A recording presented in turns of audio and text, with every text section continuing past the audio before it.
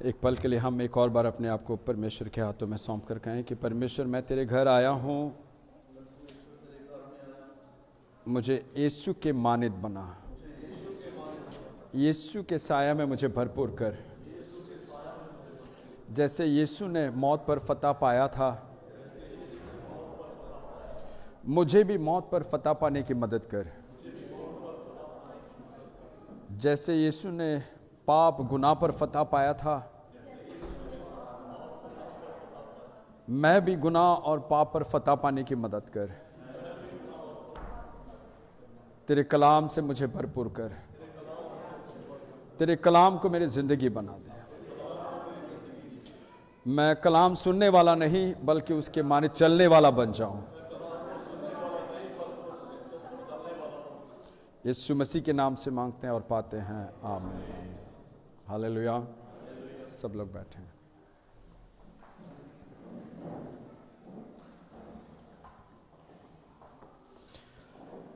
Hallelujah. आज बहुत से मसीही लोगों के लिए खास दिन है, नहीं है? नहीं है।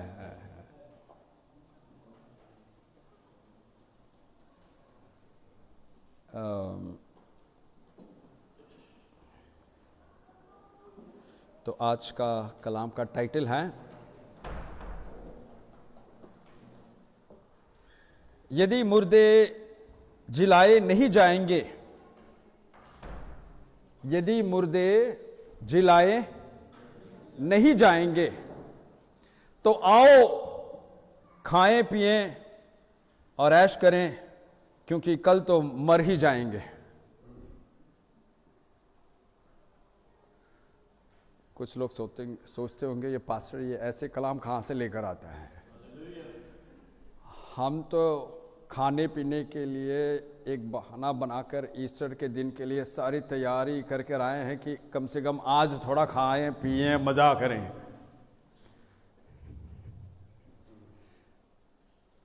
आज बिरयानी कुछ बनाकर थोड़ा स्पेशल खाना खाएं, मौका मिला है ईस्टर के नाम से। और कलाम कहता है, अगर हमारे अंदर मुर्दों से जी उठने का कोई आशा नहीं है, मुर्दों से जी उठने का कोई आशा नहीं है, तो आओ खाएं पिएं ऐश करें, क्योंकि हम कल मर जाने वाले हैं। ऐसा है कलाम में? कहीं ना कहीं होगा, नहीं तो कहां से लेके आएगा ये। पहला कुरिन्थियां 15:32। पहला कुरिन्थियां 15:32। पहला कुरिन्थियां 15:32। First Corinthians chapter 15:32। यदि मैं मनुष्यों की रीति पर इफिसुस में वन पशुओं। हाँ, सही पढ़ रहे हो। पहला कुरिन्थियां 15:32। First Corinthians chapter 15:32। यदि मैं मनुष्यों की रीति पर, पौलुस कह रहा है कुरिन्थ के कलीसिया से, यदि मैं मनुष्य की रीति पर इफिसुस में वन पशुओं से लड़ा तो मुझे क्या लाभ हुआ। यदि मुर्दे जिलाए नहीं जाएंगे तो आओ खाएं पिएं, क्योंकि कल तो खा पीकर मर ही जाएंगे। क्या मतलब है कि जी उठने का आशा नहीं है। जी उसे हम उर्दू में सुनेंगे। पहला कुरिन्थियां 15:32। अगर मैं इंसान की तरह इफिसुस शहर में दरिंदों से लड़ा तो मुझे क्या फायदा। अगर मुर्दे ना जिलाए जाएंगे तो आओ खाएं पिएं, क्योंकि कल तो मर ही जाएंगे। तो अगर मुर्दे जी नहीं उठेंगे तब जाकर ऐश करना है। पौलुस का सलाह है ऐश कब करना है? इसलिए मैं भी कभी कभी कहता हूं,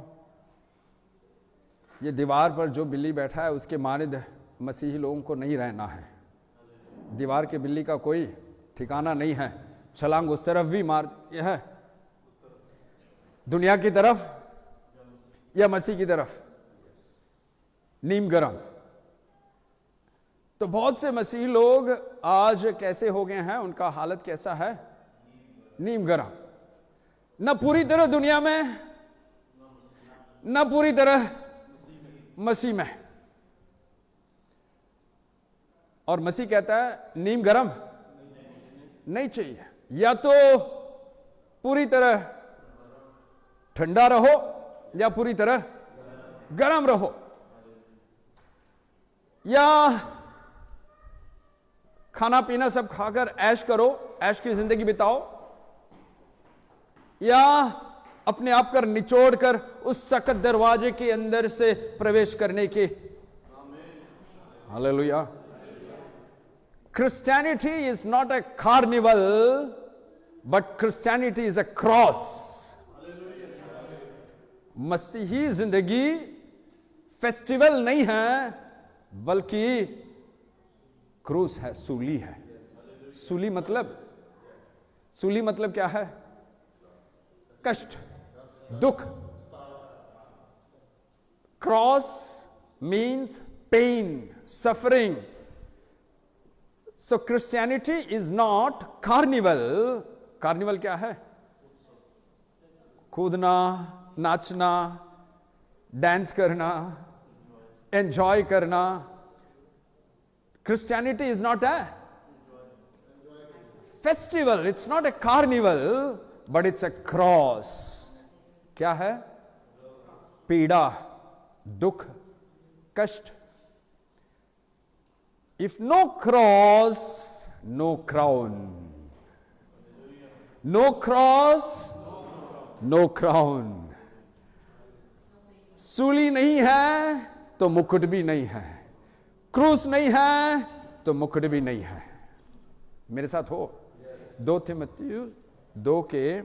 बहुत से लोग कहते हैं कि मसीह ने सारा दुख उठाकर खत्म किया है। भाइयों बहनों, अभी हमें दुख उठाने की जरूरत नहीं है। यह गलत शिक्षा है। यह क्या है? गलत शिक्षा है। 2 थिमोथेयुस 2 के 12। 2 थिमोथेयुस 2 के 12। 11 भी पढ़ ले, 11 और 12। ये बात सच है कि जब हम उसके साथ मर गए, हाँ, तो उसके साथ जिएंगे भी। हालेलुया। अगर मसीह के साथ मरे हैं तो मसीह के साथ जिएंगे भी। तो मरना आवश्यक है। It is necessary to die with Christ, to rise up with Christ. तो मसीह के साथ मरना लाजमी है। ये कोई ऑप्शन नहीं है। हमें मसीह के साथ मरना है। अगर हम मसीह के साथ मरते हैं तो हम मसीह के साथ जी भी उठेंगे।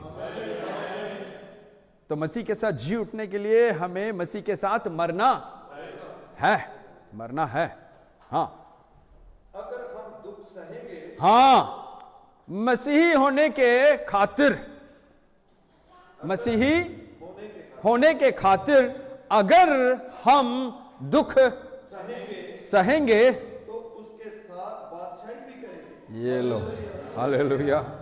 तो 1000 साल के बादशाही में, यीशु के 1000 साल के बादशाही में यीशु के साथ बादशाही करना चाहते हो? खाली एक हाथ उठ रहा है। यीशु के साथ बादशाही करना चाहते हो 1000 साल? तो क्या कहा गया है? नहीं नहीं नहीं नहीं नहीं, दुख उठाना है। क्या उठाना है? दुख उठाना। अगर यीशु के साथ मरते हैं तो यीशु के साथ जी उठेंगे। अगर मसीह में पीड़ा उठाएंगे, कष्ट उठाएंगे, तो हम यीशु के साथ राज भी करेंगे। एक और बार पढ़ के देखें, 11 और 12।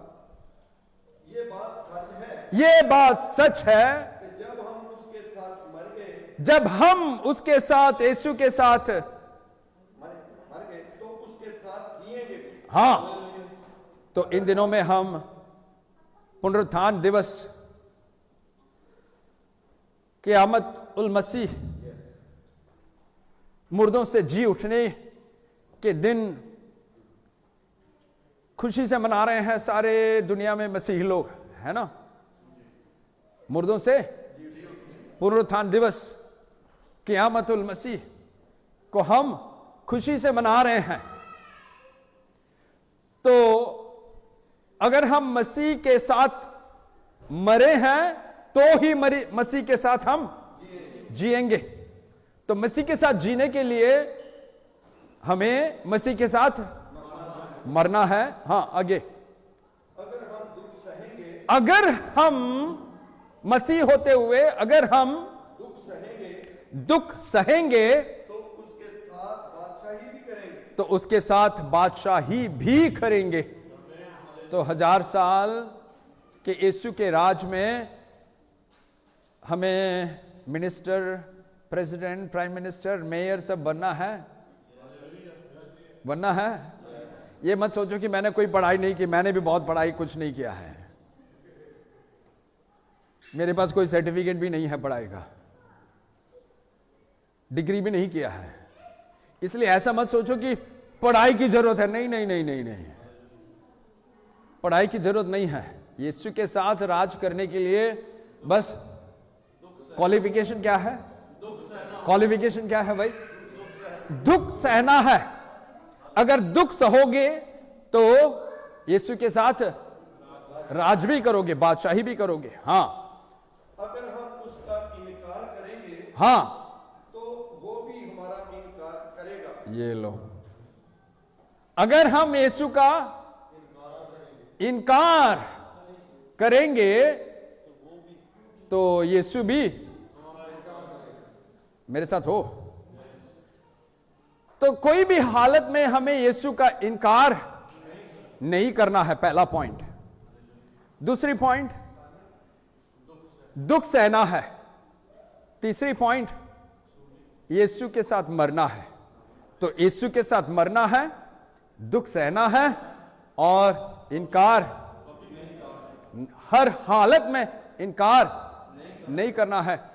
मसीही लोगों के लिए, कलीसिया के लिए ये दिन, इन दिनों बहुत ही मुश्किल के दिन हैं, बहुत ही कठिन दिन है। क्यों? इन दिनों में लोगों को मसीह में ले आना बहुत मुश्किल है। इन दिनों में लोगों को मुश्किल है।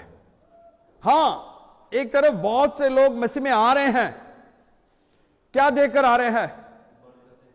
बरकतें, आश्चर्यकरम काम, अद्भुत चंगाई देकर आ रहे हैं।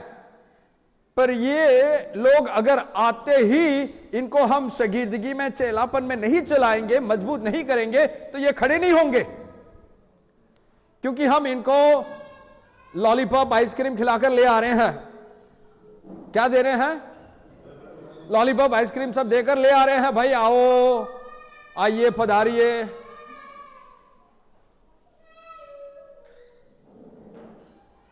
तो इनका यह आदत पड़ जाता है कि जब भी कुछ भी मांगो मसीह देते रहेगा। तो आने वाले दिनों में जब इनके जरूरतों में थोड़ी कड़की आएगी तो ये क्या कहेंगे? अरे जा यार, तेरा मसीह कुछ नहीं है, कुछ नहीं करता, जो किया है वो भी। तो ये अंत तक खड़े नहीं रहेंगे। क्यों? आदत पड़ चुका है। किसका? लॉलीपॉप और आइसक्रीम का आदत पड़ चुका है। तो आते ही इनको शागिर्दगी में, चेलापन में अगर नहीं चलाएंगे तो ये अंत तक खड़े नहीं रहेंगे। और कोई चाहता भी नहीं है कि ऐसे लोगों को शागिर्दगी में, चेलापन में चलाएं, क्योंकि डर रहे हैं अगर हम फर्स्ट गियर से सेकंड गियर जाएंगे तो ये लोग भाग जाएंगे। इसलिए फर्स्ट गियर में ही गाड़ी चला रहे हैं बहुत से मसीह लोग। कलीसिया फर्स्ट गियर में ही चल रहा है, सेकंड गियर में नहीं जा रहे हैं। अगर सेकंड गियर में जाएं तो लोग छोड़कर भाग जाएंगे, फिर चंदा आय कि नहीं मिलेगा, फिर पॉपुलैरिटी नहीं होगा। हाँ, तो इन दिनों में इन दिनों में लोगों को मसीह में ले आना बहुत मुश्किल है। जब कलीसिया का शुरुआत हुआ था तब भी वही प्रॉब्लम था। कलीसिया के शुरुआत में भी, क्योंकि पहले के 300 साल कलीसिया के ऊपर इतना दबाव था। हम देखते हैं सौल कलीसिया का सर्वनाश कर रहा था, मसीही लोगों का कत्ल कर रहा था। तो उन दिनों में भी मसीही में लोगों को ले आना बहुत, पर हम देख रहे हैं कलाम में कि हजारों में लोग मसीह को स्वीकार कर रहे थे। यह कैसा हो रहा था? उन दिनों में कोई चमत्कार नहीं, पतरस का एक मैसेज, अरे मन फिराओ, इतना सख्त मैसेज, और हजारों मसीह को स्वीकार कर रहे थे। नहीं, क्यों? क्योंकि उन दिनों में जो 12 शागिर्द, जो 120 चेले थे, वो मसीह के महिमा से, जलाल से भरे हुए थे।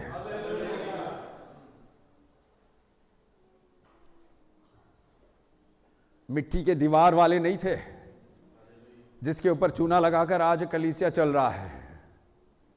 ऐसे ही है ना, हमने देखा। हां, तो उन दिनों के मसीह लोग कैसे थे? जान देने के लिए तैयार थे, मसीह के लिए जान देने के लिए तैयार थे। उस बीज के समान जो नीचे गिरकर सड़ने के लिए तैयार, उस दाने के मानित जो नीचे गिरकर, धरती में गिरकर मरने के लिए तैयार थे, जिसके जरिए बहुत से नए फल आते हैं। इन दिनों के मसीह लोग कैसे हैं? मेरा अपना स्वार्थ, सेल्फिश। अब सताव कलीसिया पर आ रहा है, जैसे पहले जमाने में आया था। तो वहां पर हजारों कलीसिया में आ रहे हैं, तो इन दिनों में कलीसिया में आने से लोग झिझक रहे हैं। क्यों? सताव की वजह से झिझक रहे हैं। पर वहां पर भी सताव था, शुरुआत में सताव था, पर हजारों आ रहे थे। हम देख रहे हैं अमाल के किताब 2 में 3000, 4 में 5000, बढ़ते जा रहा था, हजारों में बढ़ते जा रहा था। सताव भी था साथ में। इन दिनों में भी सताव है। आपने सुना है इजराइल में, मैंने पहले भी बताया था, इजराइल में एक नया कानून वो लागू कर रहे हैं, और लागू करने के लिए लोग इकट्ठा हुआ है, हलचल हंगामा मचा रहे हैं कि इजराइल में कोई भी अगर मसीह का प्रचार करें तो उनको जेल में डालना है, सीधा उनको जेल में डालो। कहीं पर भी किसी ने भी, स्कूल में, ऑफिस में, यहां तक कि ईमेल में, मेल में अगर कोई किसी को मसीह के बारे में प्रचार करें तो उसको जेल में डाला जाए। और वहां का प्रेसिडेंट ने कहा, हम इसका लागू नहीं करेंगे, क्योंकि हमें मसीह लोगों ने शुरुआत से लेकर हमें बचाया है, हमारा साथ दिया है, इसलिए हम मसीह लोगों के खिलाफ नहीं जाएंगे। तो वहां के रिजर्विस्ट लोग कह रहे हैं, आप जानते हो कि वहां पर 18-19 साल में हर शख्स, हर नेशनैलिटी वाला आर्मी के सेवा ट्रेनिंग होना चाहिए। क्यों? जब जंग आएगा तो सब जंग के मैदान में सबको आना है। तो जितना आर्मी है उससे भी ज्यादा लोग जंग के लिए तैयार किए गए हैं कि जब भी जंग आएगा वो जंग के मैदान में उतरेंगे और देश के सुरक्षा संरक्षण करेंगे। अब मालूम है वो लोग क्या कह रहे हैं? रिजर्विस्ट क्या कह रहे हैं? वो कह रहे हैं कि हम देश के संरक्षण के लिए नहीं आएंगे अगर आप यह कानून को लागू नहीं करोगे। दबाव। यूट्यूब में जाकर देखो, न्यूज देखो, देखो क्या हो रहा है हमारे इर्द गिर्द में। मसीह जल्द आने वाला है। कहां पर शुरू होना है? इजराइल में शुरू होना है। इजराइल में शुरू होना है। तो इतना सरकार के ऊपर दबाव है कि अगर यह कानून आप लागू नहीं करोगे तो हम देश के लिए लड़ने के लिए जंग के मैदान में नहीं उतरेंगे। इस्राएल का हालत बहुत खराब है। अगर रूह में उभारा जाए तो इस्राएल के लिए दुआ करें। इज़राइल के शांति के लिए दुआ करें, क्योंकि सबसे पहला वहां से ही शुरू होने वाला है एंटी क्राइस्ट का बादशाही। तो हम देखते हैं जब यीशु सूली पर चढ़ाया गया था, उसके पहले आखिरी बार जब यरूशलेम में जा रहा था, कौन से पेड़ को, इंजीर के पेड़ को श्राप दिया था? वो इंजीर का पेड़ कौन है? इज़राइल है।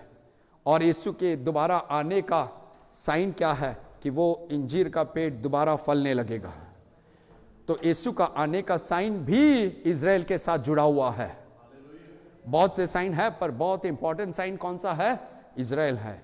और आज दुनिया में सबसे ज्यादा प्रॉब्लम इज़राइल में है, अंदर भी है और बाहर भी है। बाहर इज़राइल के चारों ओर उनके दुश्मन तैयार हो रहे हैं, उनके दुश्मन। तो अंदर भी प्रॉब्लम, बाहर भी प्रॉब्लम। अब इज़राइल के लिए एक ऐसा शख्स की जरूरत है जो शांति की दूत को ले आएगा, जो शांति की दूत को, और हम जानते हैं वो शांति के दूत को ले आने वाला कौन है? Anti Christ. बाद में यीशु आएगा, जब वो पुकारेंगे मसीह के लिए तब यीशु आएगा, तब तक यीशु नहीं आएगा। दानियल के किताब में जो कुछ बताया गया है और मुकाशवे के किताब में जो कुछ बताया गया है, सारे तैयारियां हो रहा है। ये सोने का वक्त नहीं है, ये जागते रहने का वक्त है। ये जागते रहने का वक्त है। वक्त बहुत निकट आ चुका है, वक्त बहुत निकट आ चुका है। अब मसीही लोगों में यह प्रॉब्लम है कि उनके अंदर ईमान कम होते जा रहा है। खाली नाम के मसीही, उनके जिंदगी के लाइफस्टाइल, मसीही लोगों की जिंदगी के लाइफस्टाइल ऐसा है कि वे आज के लिए, कल के लिए सोच में पड़े हैं। कल क्या खाएंगे, हमारे बच्चों को कैसे पढ़ाई देंगे, कहां पर भेजना है, कौन से स्कूल में भेजना है, और उनके फीस के लिए क्या करेंगे, उनके लिए क्या करेंगे, उनके घर क्या करना है, यह सोच पड़ा है। तो मसीही लोगों का सोच इन दिनों में ज्यादा कहां पर है? दुनिया में है। क्यों? क्योंकि पूरी तरह दुनिया से बाहर नहीं आए हैं, पूरी तरह दुनिया से बाहर नहीं आए हैं। तो देखो 2000 साल पहले यह प्रॉब्लम कुरिन्थ के कलीसिया में था। कौन सा प्रॉब्लम? अभी हमने पढ़ा है, पहला कुरिन्थियां 15 के 12 को पढ़े। पहला कुरिन्थियां 15 के 12 को। इसलिए जब के मसीह का यह प्रचार किया जाता है, हाँ, कि वह मरे हुओं में से जी उठा, हाँ, तो तुम में से कितने कैसे कह सकते हैं कि मरे हुओं का पुनरुत्थान है ही नहीं? ये लो, उसको उर्दू में सुनेंगे। पहला कुरिन्थियां 15 के 12।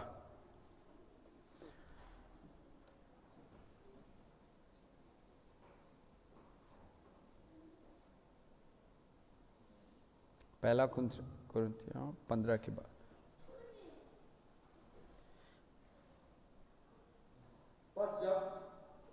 बस तुम जब रूहानी नेमतों की,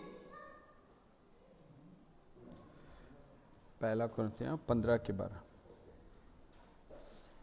बस जब मसीह की ये मनादी की जाती है, मसीह की ये मनादी की जाती है कि वो मुर्दों में से जी उठा, कि यीशु मुर्दों से जी उठा, तो तुम में से बात किस तरह कहते हैं कि मुर्दों की क़यामत है ही नहीं? ये लो, ये प्रॉब्लम कहां पर है? बाहर है या कलीसिया के अंदर है? कलीसिया के अंदर। बपतिस्मा ले चुके हैं। जब बपतिस्मा लेते हैं, मुंह से क्या इकरार करते हैं कि यीशु ने मेरे सारे गुनाहों को माफ किया है, यीशु मुझे मुर्दों से जी उठाएगा। यीशु को पिता बाप ने मुर्दों से जी उठाया है ना? बपतिस्मा लेते वक्त जब मसीह को हम स्वीकार करते हैं तो मुंह से इकरार करते हैं ना। अब देखो कलीसिया का हालत क्या है कि कलीसिया के लोग कहते हैं कि क़यामत है ही नहीं। मेरे साथ हो? अरे 2000 साल पहले कलीसिया के लोग मुंह से कहते थे आज के लोग दिल के अंदर रखे हैं ये शक। आज के मसीह लोग मुंह खोलकर कुछ कहते नहीं हैं ऐसी बातें, पर दिल के अंदर शक है। स्वर्ग है, आसमान है, क़यामत है। मेरे साथ हो? तो आज के क्रिश्चियनिटी, मसीही जिंदगी इतना गिर गया है कि लोग खाली नाम के मसीही बन गए हैं। आराधना हो रहा है, दुआ हो रहा है, प्रचार हो रहा है, शिक्षा हो रहा है, घर के अंदर भी लोग दुआ करते हैं, रोजा रखते हैं, पर दिल के अंदर यह सवाल है कि क्या शक, संदेह, क्या क़यामत है, क्या स्वर्ग है, क्या हम स्वर्ग जाएंगे? कितनी अफसोस की बात है, ईमान कम होते जा रहा है। 2000 साल पहले ये प्रॉब्लम कलीसिया में था। आज हम क़यामत उल मसीह मना रहे हैं, पुनरुत्थान दिवस को मना रहे हैं। ये सब आपको नहीं लगता कि ये सब शो है? आपको नहीं लगता कि ये सब शो, एक्सटर्नल शो है? पर हकीकत कुछ और है। मेरे साथ हो? वाकई में मेरे अंदर इतना बोझ है, जब मसीही लोगों को देखता हूं, उनके लाइफस्टाइल को देखता हूं, तो शक है कि वाकई में इनके अंदर पूरी तरह से मसीह के आने के लिए तैयार है कि नहीं। और मसीह ने कई जगह पर साफ बताया गया है कि वो दिन एक चोर के समान होगा। किसी को भी मालूम नहीं पड़ेगा मेरा आना कब होगा और कैसे होगा। पर आज बहुत से मसीही लोगों का जिंदगी ऐसा है कि इस दुनिया के जरूरतों पर, इस दुनिया के हर दिन के जरूरतों पर उलझे हुए हैं। मालूम नहीं कितने लोग बचेंगे। कुछ मसीह लोग जब बाइबल स्टडी होते हैं तो वो साफ कहते हैं, पास्टर जी मेरे अंदर वो शक है कि स्वर्ग है। खुदा का शुक्रिया अदा करता हूं कि लोग मुंह खोलकर कहते हैं। हमने पिछले बार देखा बुलंद आवाज से स्तुति आराधना लोग कर रहे हैं, कई जगह पर बुलंद आवाज से कर रहे हैं, पर दिल के अंदर यह शक है कि क्या क़यामत है, पुनरुत्थान है, स्वर्ग जाएंगे। मेरे साथ हो? इसीलिए पौलुस कह रहा है, भाई अगर आपके अंदर शक है, अगर आप कहते हो कि यह पुनरुत्थान नहीं है, स्वर्ग नहीं है, मुर्दों से जी उठना, यह सब कुछ नहीं है, मसीह होते हुए भी, कलीसिया में होकर भी अगर ऐसा सोच ऐसा है, तो ऐसा करो, कम से कम इस धरती के जिंदगी में आप ऐश करो, अच्छी तरह खाओ पियो और मर जाओ। देखो पौलुस का खुद का लगाया हुआ कलीसिया है, कोरिन्थ कलीसिया। पौलुस 18 महीना, कितने महीने? 1.5 साल। अमाल 18 में देखते हैं, अमाल के 18 में देखते हैं, पौलुस कह रहा है कि मैं 18 महीने मैं कोरिन्थ के शहर में अखिला प्रिस्किला के साथ मेहनत कर यह कलीसिया लगाया है। पौलुस मेहनत कर यह कलीसिया लगाया है। अब पौलुस के लगाए हुए कलीसिया का यह हाल है कि उस कलीसिया के लोग कह रहे हैं क़यामत नहीं है। मेरे साथ हो? अगर पौलुस का लगाए हुए कलीसिया का यह हालत है, तो हमारी कलीसिया का क्या हालत होगा? पौलुस के कलीसिया के बहुत से लोग कहते थे कि क़यामत है ही नहीं। हमारे कलीसिया के लोग कहते नहीं हैं, जीकर दिखाते हैं, जीकर दिखाते हैं कि अरे पास्टर जी आप कब के कह रहे हो कि मसीह आने वाला, मसीह आने वाला। कुछ नहीं आने वाला है, कुछ नहीं। हाँ, तो जो हम हैं वो जाहिर होगा ना, what we are, it will be displayed, manifested. We can't hide it. Can we? नहीं, छिपा नहीं सकते. मैं कौन हूं, मेरा रिश्ता मसीह के साथ कैसा है, वो मेरे बातचीत से, मेरे चाल चलन से, मेरे जिंदगी से वो मैनिफेस्ट होता है. कलाम कहता है, मैं नहीं कह रहा हूं. कौन कहता है? कलाम कहते हैं. तो बेचारा पौलुस का थोड़ा दर्द देखो, जरा सोचकर देखो 2000 साल पहले पौलुस का दर्द कैसा था कि उसके लगाए हुए कलीसिया है, उसके लगाए हुए कलीसिया है और कलीसिया के लोग कह रहे हैं क्या नहीं है.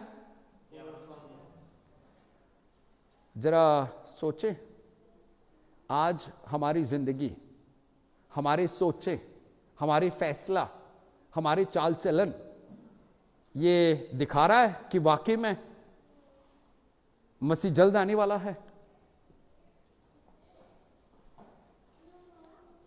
मेरे साथ हो? तो पौलुस कह रहा है, उसको पढ़े 15 के 32.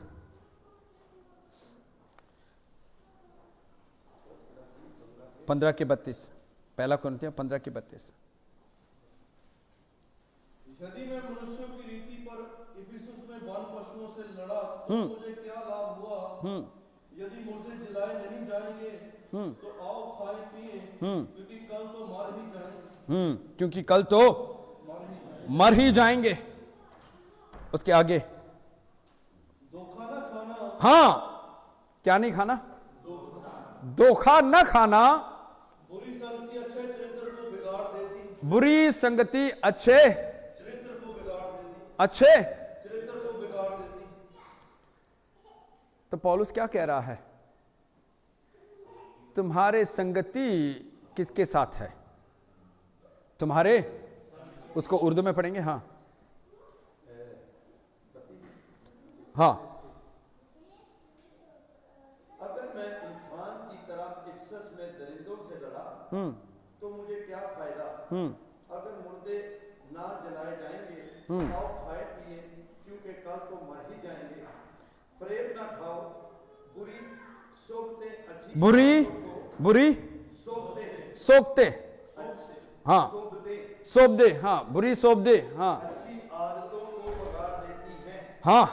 तो बुरी संगति,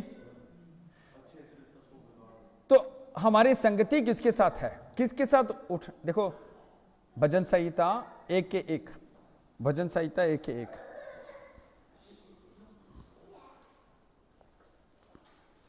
भजन संहिता 1 के 1. वह उस वृक्ष के समान है जो बहती नदियों के किनारे में लगाया गया है और अपनी ऋतु में फलता है और जिसके पत्ते कभी मुरझाते नहीं. इसलिए जो कुछ वह कुछ करे वह सफल होता है. हाँ, 1 के 1. हाँ, क्या ही धन्य है वह, क्या ही धन्य है वह पुरुष हाँ. जो दुष्टों की युक्ति पर नहीं चलता. तो हमारी युक्ति किसकी है? हमारी युक्ति किसकी है? हाँ. और न पापियों के मार्ग में खड़ा होता. मार्ग किसका है? और न ठट्ठा करने वालों की मंडली में बैठता. मंडली किसका है? 3 सवाल है. 3 सवाल है, उसको उर्दू में सुनेंगे. मुबारक है वो आदमी जो शरीरों की सलाह पर नहीं चलता. तो सलाह, हम किसके सलाह सुनते हैं? एक मसीह होते हुए जरूरी है, लाजमी है कि हमें पता करना है कि हमें सलाह देने वाले कौन है. किसके सलाह, किसके सलाह की जरूरत है ताकि हम ईमान में बढ़ते रहें? हम किसके सलाह सुनते हैं? किसके सलाह के पीछे जाते हैं? हमें सलाह देने वाले कौन है? सोचना है. हाँ. और किसके मार्ग पर? हाँ. और खताकारों की राह में खड़ा नहीं होता. राह किसका है? एक मसीह होते हुए मेरा राह कौन सा है, किसका है? तो पहली बात, एक मसीह होते हुए मुझे सलाह कौन दे रहा है? मेरा सलाह किसका है? एक मसीह होते हुए मेरा राह, मेरा मार्ग किसका है? तीसरा, एक मसीह होते हुए और मजलिस, मंडली, महफिल। तो मेरा मंडली कौन सा है? मंडली हमें बिगाड़ सकता है, राह हमें बिगाड़ सकता है, सलाह हमें बिगाड़ सकता है। इसलिए जरूरी है कि एक मसीह होते हुए हमें यह फैसला करना है कि मैं किसके सलाह लेता हूं, मुझे सलाह देने वाले कौन है। दुनिया के लोगों का सलाह मैं लूं तो मैं भी उनके मानित बन जाऊंगा। मैं दुनिया वालों के मार्ग से चलूं तो मैं भी उनके मानित बन जाऊंगा। मैं दुनिया वालों के मंडली में उठना बैठना खाना पीना है तो मैं भी उनके मानित बन जाऊंगा, और ईमान कम होते जाएगा। ईमान, तो ईमान कम होने का कारण क्या है? मेरे अंदर सवाल के ऊपर सवाल क्यों आ रहा है? क्या कयामत है? क्या स्वर्ग है? क्या यीशु आएगा? वाकई में यीशु आएगा? इन दिनों में आएगा? यह सवाल अगर मेरे अंदर आ रहा है तो हमें परखना है, जांचना है और तुरंत फैसला भी लेना है कि इन दिनों में मैं कौन सी मंडली में बैठता हूं, मैं कौन से मार्ग में चलता हूं, मुझे सलाह कौन देता है। क्योंकि पौलुस कहता है धोखा मत खाओ, संगति तुम्हें बिगाड़ता है। संगति, मसीही लोगों को कौन बिगाड़ता है? क्या बिगाड़ता है? संगति बिगाड़ता है। तुम्हारे अंदर सवाल क्यों आ रहा है? तुम्हारे अंदर अविश्वास क्यों आ रहा है? तुम्हारे अंदर शक क्यों आ रहा है? तुम कलीसिया तो जाते हो, दुआ करते हो, रोजा रखते हो, स्तुति आराधना करते हो, पर ज्यादा तरफ तुम्हारा मंडली किसके साथ है, मार्ग किसके साथ है, तुम्हारे राह कहां पर है, और तुम्हें सलाह देने वाले कौन है? उठना बैठना किसके साथ है? किसके साथ?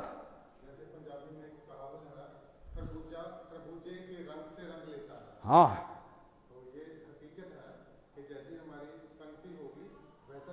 वैसा तो कोरिन्थ के कलीसिया में लोगों के अंदर शक अविश्वास क्यों आ रहा था? हाँ भाइयों बहनों, अगर पाखरू के आवाज को आप सुन रहे हो तो समझ लो कि मसीह आपसे प्यार करता है। मसीह आपको इस आखिर के इस अंतिम दिनों में अपने मंडली में बिठाना चाहता है, अपने मार्ग में चलाना चाहता है, अपना सलाह देना चाहता है। तो आपके अंदर ईमान बढ़ने लगेगा, आपके अंदर विश्वास और बढ़ेगा।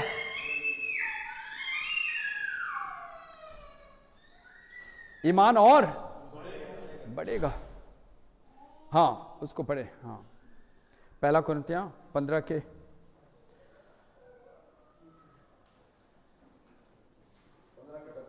हाँ, ऐसा करें 29 से ही पढ़े,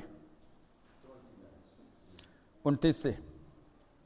वरना जो लोग मुर्दों के लिए बपतिस्मा लेते हैं, हाँ, वो क्या करेंगे? देखो, मैंने पहले इसके बारे में बताया था आपको कि उन दिनों में एक ऐसा रीति रिवाज था कि मरने के बाद जो मरते हैं उनके नाम पर दूसरे उनके नाम पर बपतिस्मा लेते थे। मरे हुए लोगों के नाम पर दूसरे लोग बपतिस्मा क्यों? उनका ईमान क्या है कि क़यामत है, पुनरुत्थान है, मुर्दों से जी उठना है। इसलिए ऐसा करते हैं। हो सकता है कि जब वो जिंदा था बपतिस्मा नहीं ले पाया, इसलिए उसके नाम से कोई पानी में उतरे, बपतिस्मा ले, तो वो कहां चला जाएगा? स्वर्ग में चला। ऐसे ईमान, ऐसे विश्वास उन दिनों में लोगों के अंदर था। और पौलुस कह रहा, अरे तुम कलीसिया के अंदर बैठे हो, तुम मसीह में बैठे हो, वहां पर कुछ लोग ऐसे भी ईमान रखते हैं कि बपतिस्मा ले, मरने के बाद भी बपतिस्मा ले, कोई आकर तुम्हारे नाम पर बपतिस्मा ले तो वो जी उठेंगे। पर तुम कलीसिया के अंदर बैठकर भी तुम्हारे अंदर यह शक कैसे आ गया है? देखो कहां तक पौलुस लेके जा रहा है बात को। आगे पढ़े। हाँ, अगर मुर्दे जी उठते ही नहीं, हाँ, तो फिर क्यों उनके लिए बपतिस्मा लेते हैं? हाँ, तो जरा उनके बारे में सोचो, उन लोगों के बारे में सोचो, उस ग्रुप के बारे में सोचो जो मरे हुए लोगों के लिए उनके नाम से और किसी को पानी में उतारकर बपतिस्मा देकर कहां भेज रहे हैं? बंदे को स्वर्ग में भेज रहे हैं। क्यों? उनके अंदर इतना ईमान है कि मरने के बाद जी उठना है, उठेंगे। और तुम कलीसिया में होकर भी शक करते हो क्योंकि तुम्हारी मंडली सही नहीं है, तुम्हारी संगति सही नहीं है, तुम्हारे मार्ग सही नहीं है, तुम्हारे युक्तियां सही नहीं है। मेरे साथ हो? हाँ, आगे पढ़े। और हम क्यों हर वक्त देखो यहां पर पौलुस 3-4 सवाल सामने रख रहा है मसीही लोगों के सामने, कलीसिया के लोगों के सामने। हाँ, और हम क्यों हर वक्त खतरा में पड़े रहते हैं? कौन? खादिम लोग। खादिम लोग अपने जान देकर कलीसिया के लिए, अपने जान देकर कलीसिया के लिए मेहनत कर रहे हैं। इन दिनों के खादिमों के जैसे नहीं है। इन दिनों के खादिमों के जैसे नहीं है कि कलीसिया से पैसा लूटकर अपना जिंदगी बना रहे हैं, अपने बाल बच्चों का जिंदगी बनाए। तो कुछ लोग कलीसिया इसलिए बना रहे हैं कि उनका नाम फेमस हो जाए। कुछ लोग कलीसिया इसलिए बना रहे हैं कि लोगों के पैसे लेकर वो 3-4 गाड़ी खरीदे, बड़ा महल बनाए, अपने हाँ अमीर हो जाएं। पर उन दिनों के, इन दिनों में भी है ऐसे। उन दिनों में कलीसिया के खादिम लोग कैसे थे? अपने जान को खतरे में डालकर कलीसिया के लिए सेवा करते थे। और दुआ करना है कि हमें भी ऐसे खादिम लोग चाहिए जो भी प्रेयर लीड करें, वर्शिप लीड करें, मैसेज दें। कैसे होने चाहिए? सब कैसे होने चाहिए? देखो कोई मुंह भी नहीं खोल रहा है। उस गेहूं के दाने के माने जो नीचे गिरकर हाँ दूसरों को भी जिंदगी देने वाले, दूसरों को भी जिंदगी चूसने वाले नहीं, जिंदगी देने वाले हैं। खादिम हो तो जिंदगी लेने वाले नहीं होना चाहिए, अपना पॉकेट भरने वाला नहीं होना चाहिए। मेरे साथ हो? हाँ। तो खादिम हो तो अपना जान को खतरे में डालकर अपने जान को बोना है ताकि दूसरों को जान मिले। पौलुस कह रहा है मैं ऐसा क्यों कर रहा हूं, मैं ऐसा क्यों कर रहा हूं? क़यामत है इसलिए। किस लिए? पुनरुत्थान है इसलिए। उसको पढ़े। हाँ है भाइयों, हाँ मुझे उस फख्र की कसम हाँ जो हमारे खुदावंद मसीह उसके पहले पहले तुम पर है। उसके पहले से वरना जो लोग मुर्दों के लिए बपतिस्मे लेते हैं हाँ वो क्या करेंगे? अगर मुर्दे जी उठते ही नहीं तो फिर क्यों उनके लिए बपतिस्मे लेते हैं? हाँ। और हम क्यों हर वक्त हम कौन? हम खादिम लोग। हम क्यों हर वक्त खतरे में पड़े रहते हैं? तो इनके जान खतरे में है, खादिमों का जान। तो अगर पुनरुत्थान नहीं है, क़यामत नहीं है, तो ये खादिम लोग अपने नाम के लिए हैं नहीं, पॉपुलैरिटी के लिए नहीं है, पैसे के लिए भी नहीं है। उनका एक ही मकसद है, रूहें बच जाएं। एक ही मकसद है, रूहें। तो हम देखते हैं कि खादिम लोग अपने जान को खतरे में क्यों डालते हैं? रूहों को बचाने के लिए। अगर रूहें कहते हैं कि क़यामत नहीं है, पुनरुत्थान नहीं है, तो पौलुस कह रहा है फिर मैं मेरे जान को खतरे में क्यों डालो? सोचकर देखें। हाँ आगे बढ़े। ऐ भाइयों, मुझे उस फख्र की कसम हाँ जो हमारे खुदावंद मसीह यीशु में तुम पर है, हाँ मैं हर रोज मरता हूं, मैं हर रोज मरता हूं। हालेलुया। खादिम हो तो ऐसा, खिदमत करने वाले हो तो ऐसा, भले प्रेयर में लीड करने वाले हैं या वर्शिप लीड करने वाले हैं या मैसेज देने वाले हैं या कोई भी हो, खादिम है तो ऐसा हो। कैसे? अपने आप को दूसरों को जान देने वाला, दूसरों को। हाँ आगे बढ़े। अगर मैं हाँ इफ्सस में दरिंदों से लड़ा तो मुझे क्या फायदा अगर मुर्दे ना जलाए जाएंगे तो आओ खाए पिए क्योंकि कल तो मर ही जाएंगे। हाँ, तो अगर क़यामत के बारे में तुम्हारे अंदर इतना विश्वास नहीं है, पुनरुत्थान के बारे में तुम्हारे अंदर इतना विश्वास नहीं है, तो आओ खाएं पिए, मरना ही है, जहन्नम जाना ही है, तो थोड़ा ऐश कर कर। देखो पौलुस भी कैसे अच्छा शिक्षा है ना, टीचिंग अच्छा है कि नहीं, बहुत अच्छा है। ऑफिशियली 3-4 शादी भी कर लो, अनऑफिशियली 3-4 और रख लो, स्टेपनी जो होता है ना, स्टेपनी रख लो, ऐश की जिंदगी हाँ नहीं ऐसे ही है ना, ऐश की जिंदगी बिताकर कहां चले जाओ, क्यों चुप क्यों हो? हाँ, तो देखो पौलुस भी कैसे सलाह देता है, पौलुस भी कैसे सलाह देता है कि अगर तुम्हें ऐसा विश्वास नहीं है तो ये वेश धारण मत करो, वेश धारण, यहां पर तुम ऐश की जिंदगी जियो और जहन्नम, या फिर उस ईमान से जिए, उस विश्वास से जिए कि मुझे पाक और पवित्र जिंदगी जीकर हमेशा की जिंदगी में दाखिल होना है। आगे पढ़ें। फरेब न खाओ, हाँ बुरी सोबतें अच्छी आदतों को बिगाड़ देती हैं। हाँ राजबाज होने के लिए होश में आओ, हाँ, और गुनाह ना करो, तो राजबाज होने के लिए होश में आओ, जागो, जागो, राजबाज होने के लिए जागो। हाँ,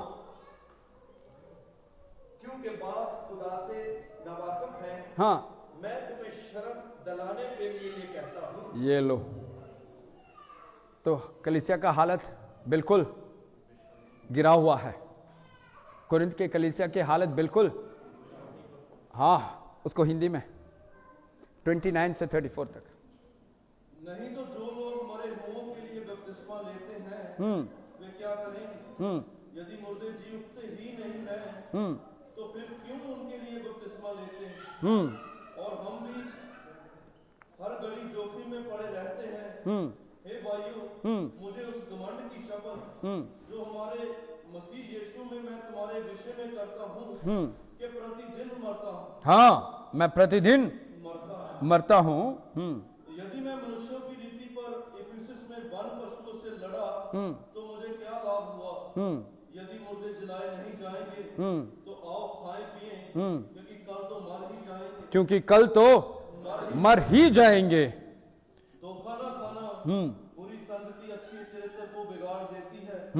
धर्म के लिए जाग उठो और ना पाप करो, क्योंकि कुछ ऐसे हैं जो परमेश्वर को नहीं जानते। मैं तुम्हें लज्जित करने के लिए ये कहता हूं। देखो कलीसिया कितना गिर गया है, बपतिस्मा ले चुके हैं, दुआ करते हैं, रोजा रखते हैं, बाइबल पढ़ते हैं, कलीसिया जाते हैं, पर फिर भी इनके अंदर क्या है?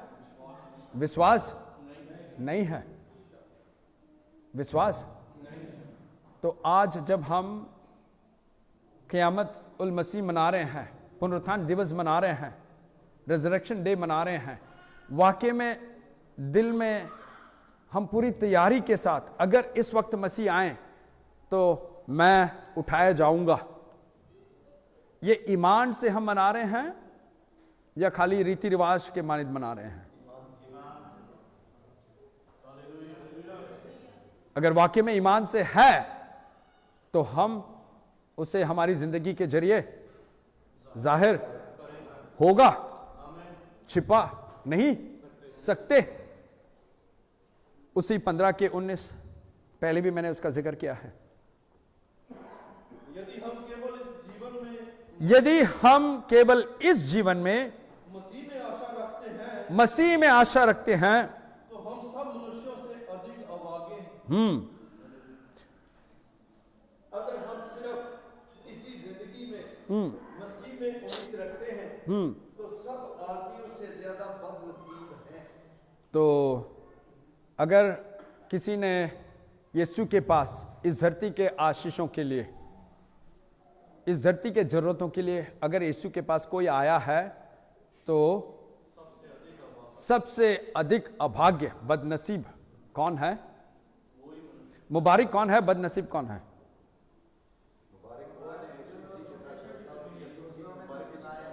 जो यीशु मसीह के पास हमेशा की जिंदगी के लिए आया है, जो यीशु मसीह के पास इस धरती के जिंदगी के लिए नहीं,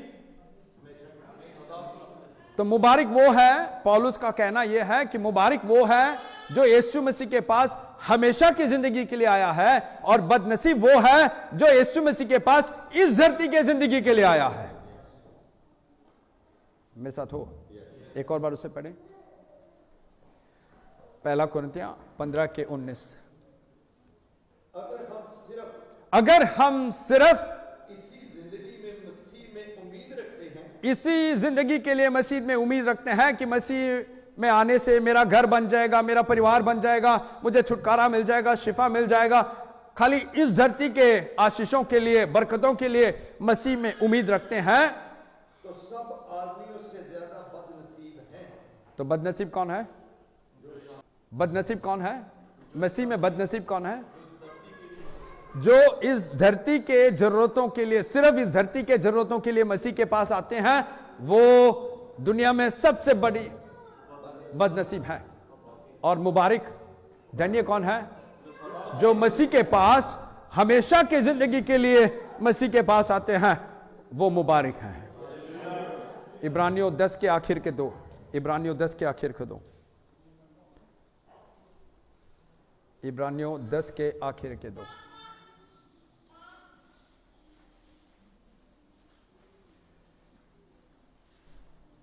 फिर वह यह कहता है, हाँ, मैं उनके पापों को और उनके इब्रानियों 10 के, हाँ, पर मेरा धर्मी जन विश्वास से जीवित रहेगा। कौन? कौन? कौन? मेरा धर्मी कौन है? कौन कह रहा है? तो हम किसके हैं? हम कौन हैं? हम धर्मी हैं। हम किसके हैं? यीशु के हैं। यीशु हमारे बारे में कह रहा है, मेरा धर्मी, हक जताकर कह रहा है, मेरा धर्मी जन विश्वास से जीवित रहेगा। विश्वास से जीवित रहेगा, वो शक नहीं करेगा। इस कलाम के बारे में वो शक नहीं करेगा। कोई भी हालत से गुजरना पड़े, उसके अंदर शक नहीं आएगा। क्या आसमान है? क्या स्वर्ग है? क्या हम जाएंगे? कयामत है? मुर्दों में से जी उठेंगे? यीशु आएगा, जल्दी आएगा।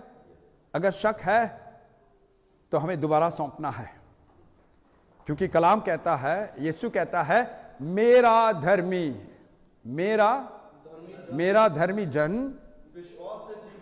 विश्वास से जीवित रहेगा, हमेशा की जिंदगी में जाएगा। हाँ, और यदि वह पीछे हट जाए, हाँ, यदि उसके अंदर अविश्वास, यदि अंदर उसके अंदर शक, यदि वो पीछे हट जाए कलाम से, खतरनाक, डेंजर, खतरनाक, तो मेरा मन उससे खुश नहीं रहेगा। यीशु आपसे खुश रहना चाहता है। यीशु आपसे खुश रहना चाहता है। आपको ईमान के जरिए उसे जाहिर करना है, शक नहीं करना, कलाम को शक नहीं करना, क्योंकि आने वाले दिन बहुत और भी बुरे होंगे। आने वाले दिन और भी बुरे होंगे। गर्भ का पीड़ा, गर्भ का पीड़ा, गर्भ का पीड़ा का ये मतलब है, मत्ती के 24 में यीशु ने बताया कि ये गर्भ के पीड़ा का शुरुआत है। ये गर्भ के पीड़ा का, और औरतें जानते हैं जिन्होंने बच्चों को जन्म दिया है, ये गर्भ का पीड़ा एक बार जब शुरू हो जाता है, बच्चे के पैदाइश तक ये बढ़ते जाता है, और तब खत्म होता है जब बच्चा पैदा होता है। तब तक ये खत्म नहीं होता है, तब तक ये, तो उसका क्या मतलब है? ये शुरू हो गया है और आने वाले दिन और बुरे। हमारे विश्वास कम होते, हां, दुनिया हमारे ईमान को कम करेगा। हमारे अंदर टेंशन, स्ट्रेस, अरे कल क्या होगा, बच्चों का क्या होगा, कैसे खाएंगे, किराया कैसे देंगे, कैसे जिएंगे, हमारे अंदर कल का सोच, शक, संदेह, भय, ये सब हमारे अंदर दुनिया डालेगा। आने वाले दिनों में और ज्यादा होगा। अगर हम नाम के मसीही ही हैं तो लाजिम छूट जाएंगे।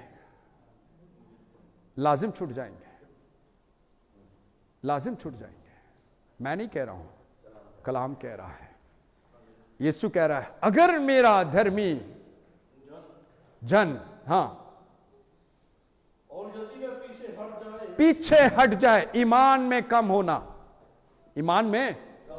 मैं 2 दिन पहले एक 20-21 साल के एक नौजवान के साथ बात कर रहा था। मैंने पूछा, तू मसीह के लिए क्या कर रहा है?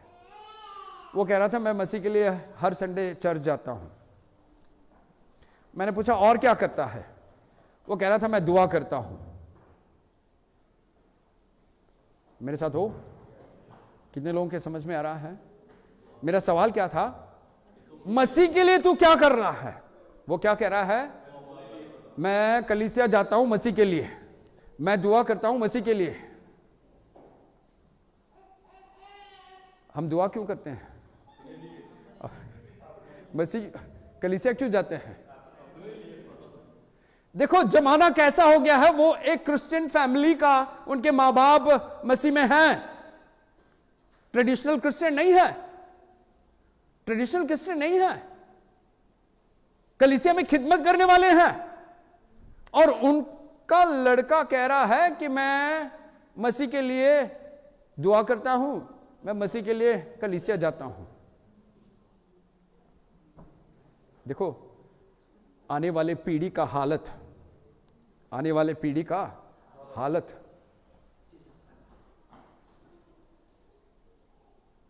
कारण कौन है? हमारे माँ बाप है, मसीही माँ बाप है। हाँ, मॉडल नहीं है। क्या नहीं है? मॉडल नहीं है। माँ बाप के अंदर अगर शक है, डर है कल के बारे में, तो बच्चों के अंदर कितना ज्यादा, क्योंकि माँ बाप से भी ज्यादा बच्चे वक्त कहां बिता रहे हैं? दुनिया में। उनके अंदर हर दिन साइंस, टेक्नोलॉजी, सब इतना बीज दुनिया का बो रहे हैं, तो माँ बाप से भी ज्यादा ईमान अगर बच्चों के अंदर हमें बोना है, तो उनको क्या करना है? भजन संहिता में हमने देखा, दिन रात उनको कलाम। हाँ, बच्चों से पूछकर देखिए, कितने मिनट प्रेयर करते हो? 3 मिनट। कितने मिनट मोबाइल में टाइम स्पेंड करते हो? 3 घंटा। 3 घंटा मोबाइल में और प्रेयर के लिए, और वो भी 3 मिनट प्रेयर किसके लिए? 3 मिनट प्रेयर किसके लिए? यीशु के लिए। 3 मिनट प्रेयर किसके लिए? यीशु के लिए।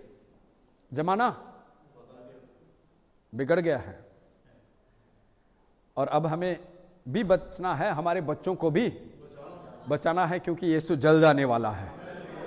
यीशु ऐश की जिंदगी खत्म करो। हाँ, पौलुस ने क्या कहा?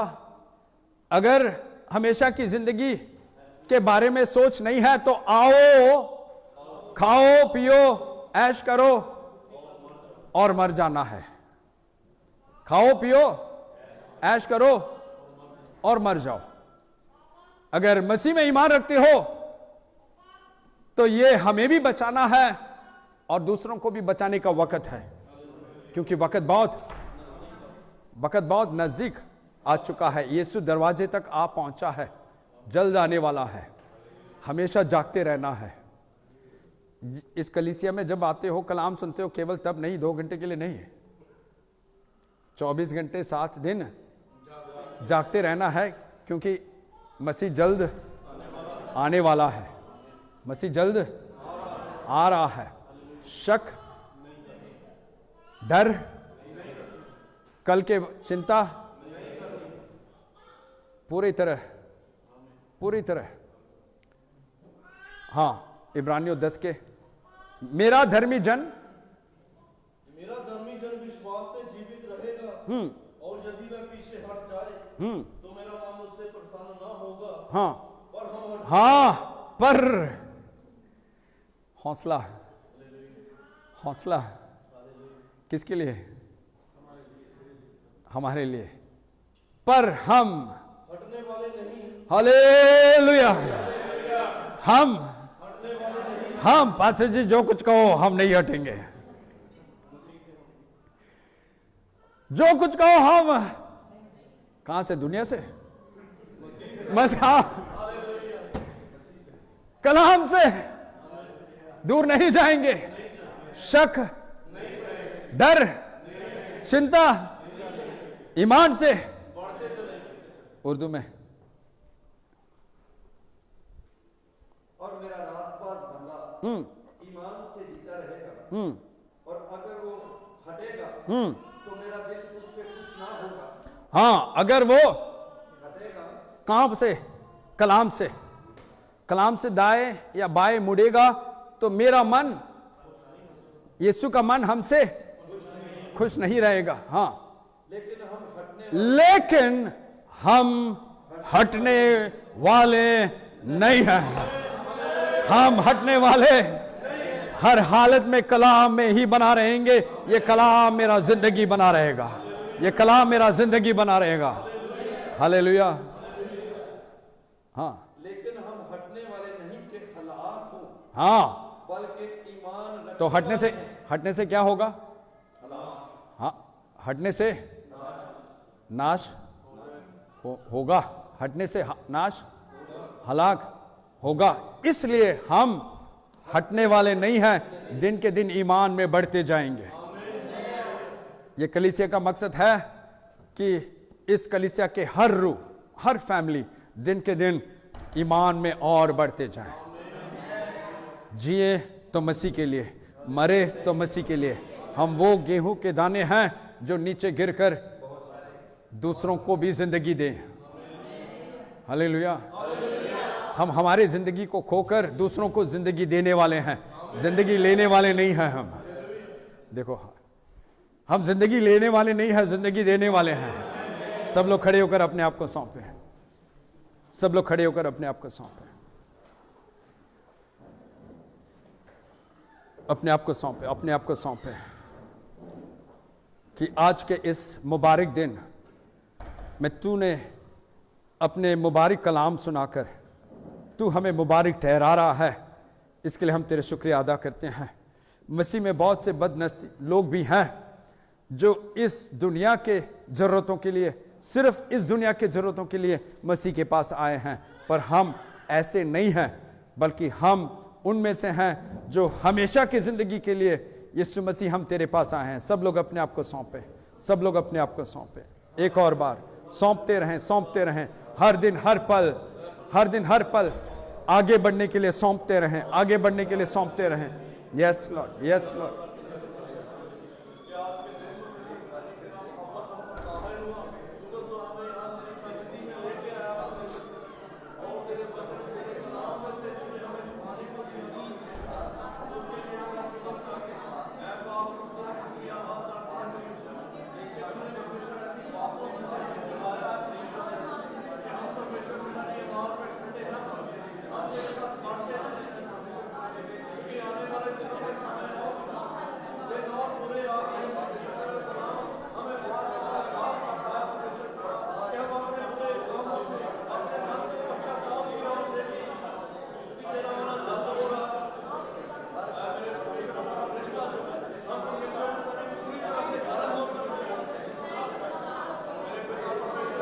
हम जिए तो मसीह के लिए, जिए तो मसीह के लिए, मरे तो मसीह के लिए।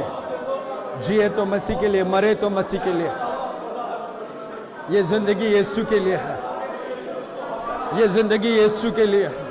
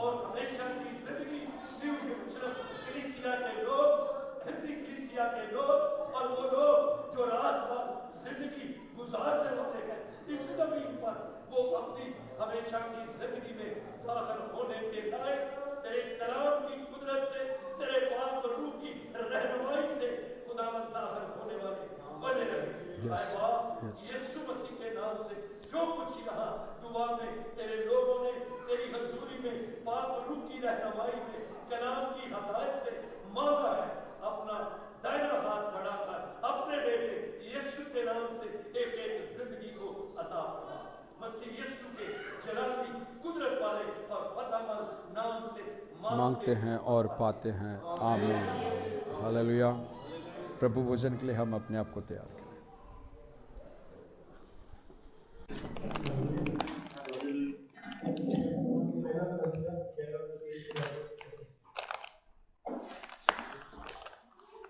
क्योंकि यह बात मुझे प्रभु से पहुंची और मैंने तुम्हें भी पहुंचा दी कि प्रभु यीशु ने जिस रात में करवाया गया रोटी ली और धन्यवाद करके उसे तोड़ी और कहा, ये मेरी देह है जो तुम्हारे लिए है, मेरे स्वामी के लिए यही किया करो।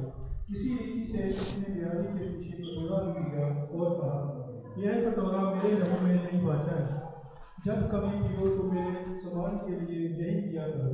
क्योंकि जब कभी तुम ये रोटी खाते और इस कटोरे में से पीते हो तो प्रभु की मृत्यु को जब तक वह न आए प्रचार करते हो। इसीलिए जो कोई अनोखी तरीके से प्रभु की रोटी खाए या इसके कटोरे में से पिए गए प्रभु की देह और लहू का अपराधी ठहरेगा। इसीलिए मनुष्य अपने आप को जांच ले और इसी रीति से इस रोटी में से खाए और इस कटोरे में से पिए।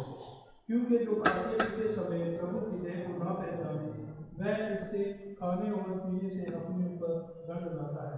इसी कारण उनमें से बहुत से निर्बल और रोगी हैं और बहुत से सो भी गए। यदि हम अपने आप को जांचें तो दंड ना पाएं।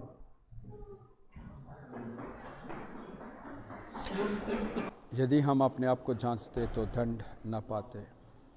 यदि हम अपने आप को जांचते तो दंड न पाते।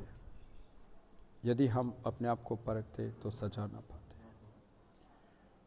उस रात यीशु ने रोटी ली, शुक्रिया अदा कर कर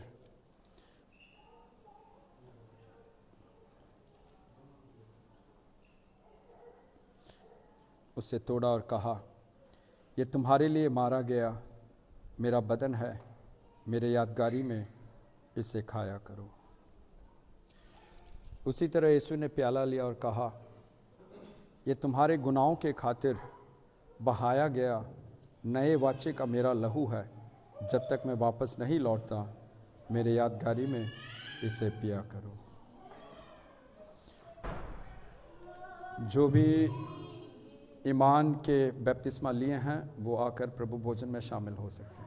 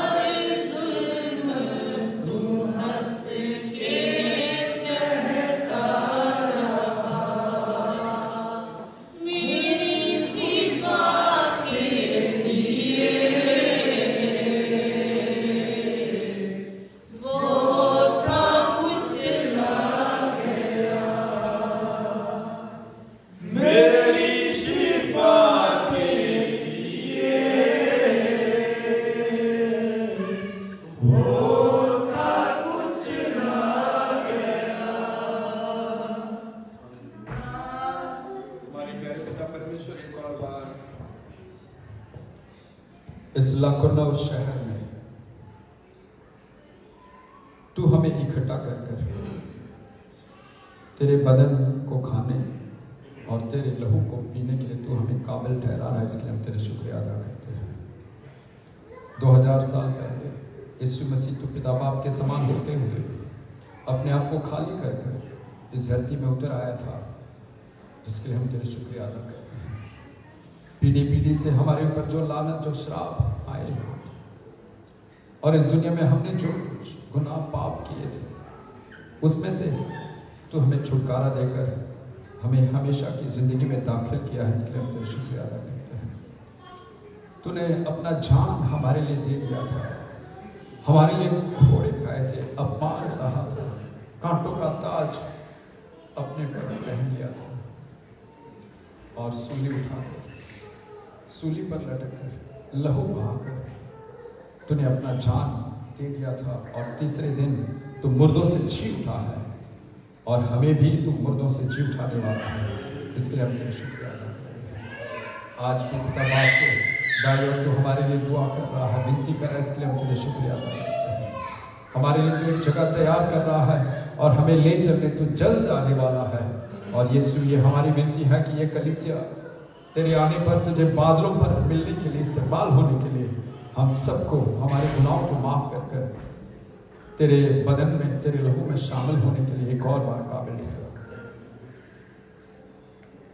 तेरा बदन ये जो रोटी है और तेरा लहू ये जो प्याला है, इसके लिए हम तेरे शुक्रिया अदा करते हैं। यीशु मसीह के नाम से कहते हैं।